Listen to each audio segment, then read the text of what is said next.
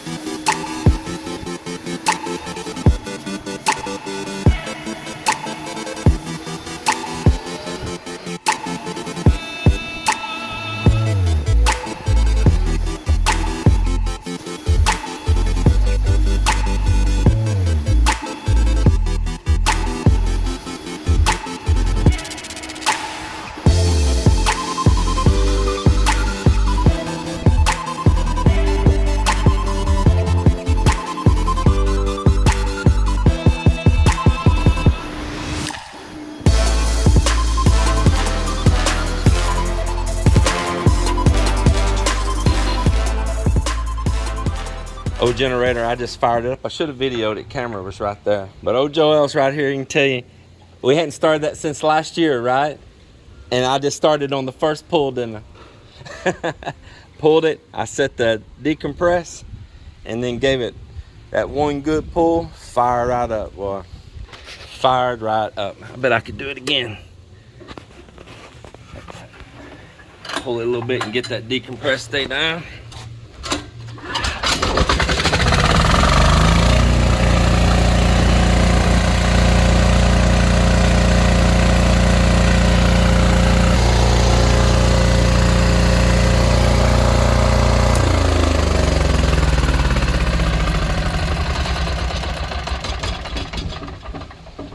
And there it is.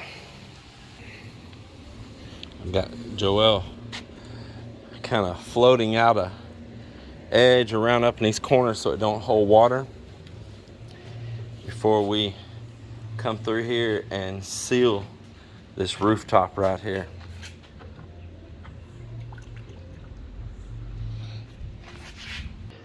Yeah, they were asking about moving this doors and windows. I told them there's no need to move them, and that they'll understand why real soon. So it's after lunchtime now. I think they got this room about as good as I want it. Just touch that one, just that one corner right there. Just touch that one corner, and right there, just those two little corners. Just sand it with something small like that. Yeah, cut those. Yeah. Yeah, you can cut those conduits off. What about those? Are they okay? So Joel's going in here everywhere, filling any little pop-out places, making real minor little slopes up in these corners and stuff for me. Sloping anywhere that hold water and trash. Yeah. Meanwhile, over here, the construction continues. They are doing the little roof deck. Hey, make sure this don't break that cocoa lumber though. That's my fine, high quality wood. I may need that again. Trying to kill me over here. What the heck? Got wood attacking me from behind. Let's go up here real quick. See what's happening on the tip top.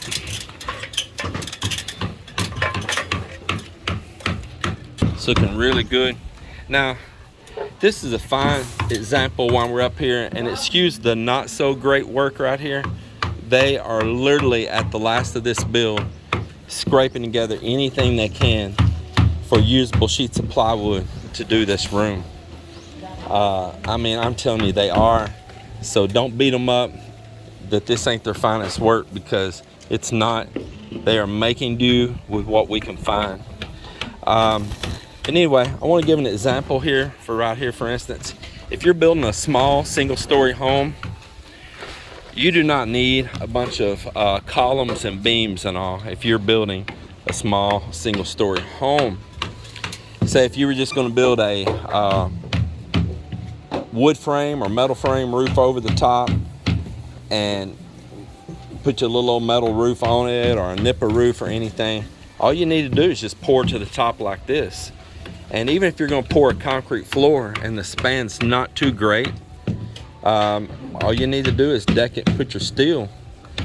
You do not need all those columns and beams. Now, if you get your span very far across on this, you are going to need to put a beam across through the middle right there.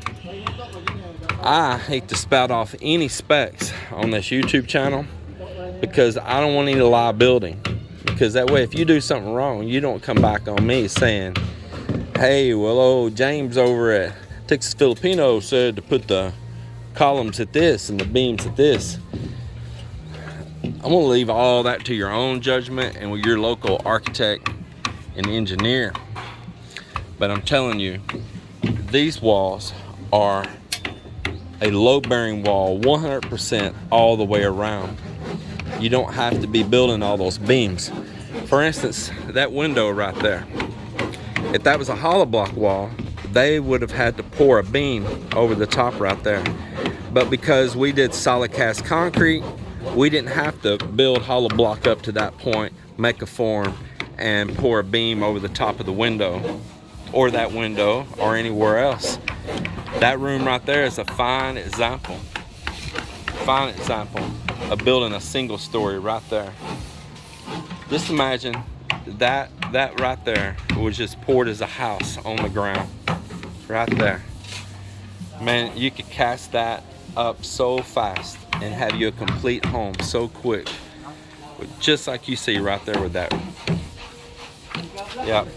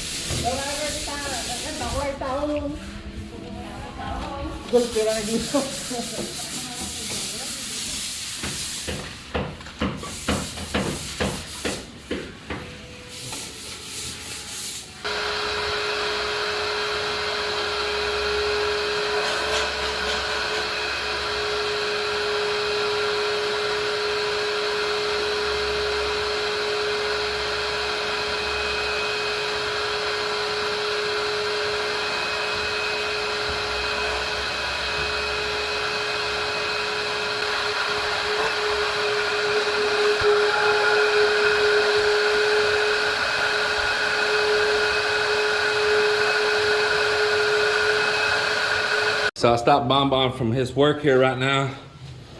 So we're gonna take this vinyl window and check that opening and make sure how it fits in there and all right now.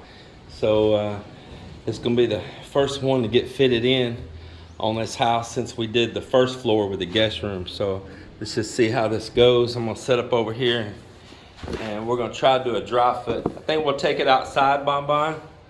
We'll take it outside away from those tiles and try to bring it in. So one of the things I want to do, even when I'm dry fitting it, is make sure that the same thing don't happen like a guy did to me before and put the window in upside down. Bon, you see these slots right here? You see that? That's the bottom. So the water can go out. So if the rain goes in here, the rain can go out right there. So this is the bottom. You see that aluminum? That's the track. Okay? So we need to turn it over. Okay? We're going to just test it first and see how it fits. Okay, put the bottom up there.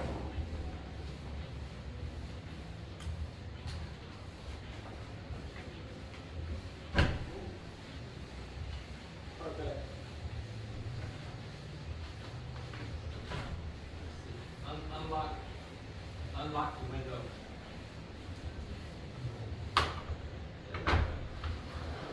Yeah. Looks like it fits okay. Yeah. I want to leave it tight to the outside.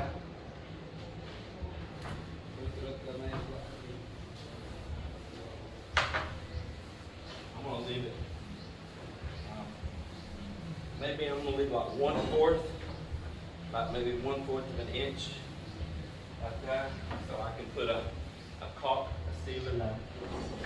Yeah. Maybe about like that. You see a bird in your papaya? Yeah. Good looking papaya. Check this out, man. I mean, this is that papaya that Melinda planted. I mean, really, can we get down there and see that? Look at the base of that thing. Now we're talking about, let's pull on up here closer. Look at that. It is the papaya that before we go back to Texas, last year, right? Yeah, last year. Look at that. This thing is all the way up here, as high as the second floor. Like it's as high as second floor up on this window here, about a foot lower than the height of this window is up on the second floor. And that thing has a trunk like a big old tree. But I enjoy the fruits. I just see it, you know. And it is just covered in papaya. See if I can zoom in. Man, they're so happy to see it. Look at that. Super healthy. Yeah. Hey, but my question is that from the seeds of that papaya that we got over at that sunflower place? It's not? It is the one that I bought, you know, I bought or uncle give me the big like this, more big. A big papaya? Yeah, and that one it is the one there at the by the fish pond? Yeah, oh, that one over there by the fence is from Yes. that sunflower place that we went to. It is the short one. Wow. Well, it is awesome. That's what I know. Hey, so Mel, stand up here a second. I need you to answer a question for the viewers about something. So let me see it right there. Y'all see that glass bottle hanging there on the side of the papaya? Let's talk about that. All right, so Mel, our subscribers, many of them in the comment section, have asked many times now what the deal is with the bottles hanging on the papaya trees. Can you explain it the best you can from what you've been told? Even me, since I grew up, I saw that's when I also wondering why there's always a bottle on that papaya. And the reason that there's a bottle on that, so that the fruits, the small fruits, not gonna fall on the ground. So how does it affect the small fruits from falling? It is like since I birth, though, it is from the old also tradition. Since your birth, so you remember when you were born, they told you that right after birth? Huh? Well, actually, you know, I don't know. You know, y'all just have to understand. I don't know the explanation on that, but it is the one that my parents teach me, and their parents teach them as well. That you put the bottle on that, and everywhere you can see it that there's something hanging on the papaya, so that not gonna fall on it. But apparently whatever it is, it works, huh? Yes, yeah, And it is keeps the true. fruit from Yes, falling it is off. true. Look at those. So I just wonder if it has something to do with it, the way that it attracts insects away from it, or something like that. That maybe it's keeping the insects away. I don't know. I don't know can't- either. I wish can't we could really find out more information I on can't really that. give the best explanation on that, but it is only like the old times that the only. So. And you hear me joking when she said since birth. You just have to understand, if you've been in the Philippines very much and around Filipinos, one of the things they'll say when they're trying to talk about doing something a long time, you'll say Since birth. since birth. I know that since birth. Yeah, I've known that since birth. Yeah, I mean, it is just a common phrase here in the Philippines. Yes. Well, hold on, we didn't know this interview was concluded. You're flying away like a butterfly. I mean a dragonfly. I don't know if y'all know, her nickname is Tutabina. Okay. So what's a Tutabina? Tutubina is a dragonfly. And there you have it. No, the explanation on that is because before, when I was teenager, I always loved to wear the big sunglasses. And my sisters told me, you are like a tutubi. So they iron it Tutubina. You become Tutabina. Yes. Because your eyes look like the dragonfly. I love to wear the big Those big glasses, huh? Yeah. And now she's got a nickname as Angry Tutabina. And our brother-in-law, Richard in the U.S., he loves to call her Angry Tutubina! Angry Tutubina! Angry Tutubina! It's funny. Hey guys, check out this banana, the way that leaf's unfurling right there. Look at that, man. Isn't that amazing? I just love this stuff. Just look how it's all packed in, curled up, and then all of a sudden it'll unwrap into a perfect leaf. You know, man, never quit appreciating nature, man. God is one amazing architect.